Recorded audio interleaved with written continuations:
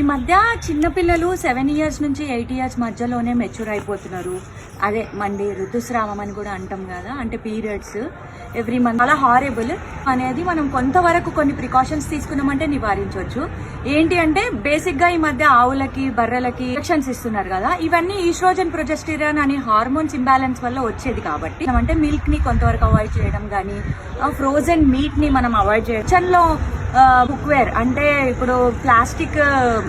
Chopping boards కాకుండా wooden chopping boards కానీ, వాళ్ళకి lunch boxes, water bottles plastic వి కాకుండా స్టీల్ దాన్ని రీప్లేస్ చేసినామంటే, నాన్ స్టిక్ కుక్వేర్ అని కాకుండా ఐరన్ కానీ స్టీల్ కానీ ఇలాంటివి మనం రీప్లేస్ చేయడం వల్ల హెయిర్ షాంపూస్ కానీ, బాతింగ్ షాంపూస్ కానీ, సోప్స్ కానీ ఇవన్నీ కూడా మనం హెర్బల్ వాడడం కానీ, శీకాకాయతో రీప్లేస్ చేయడం కానీ, అంటే మనకి ఆర్గానిక్ ఫుడ్ అవన్నీ పాసిబుల్ కావు. కాబట్టి మనకి మార్కెట్లో దొరికే గానుగ నూనెలు ఉన్నాయి కదా, వాటిని కూడా మనం మన కిచెన్లో వాడడం వల్ల, మన హోమ్ మేడ్ ఫుడ్ వీలైనంత మటుకు ఇవ్వడం వల్ల, మైక్రోవేవ్ కానీ ఎయిర్ ఫ్రైయర్స్ కానీ ప్రీ హీట్ చేయడం కానీ ఫుడ్ని అలాంటివి కాకుండా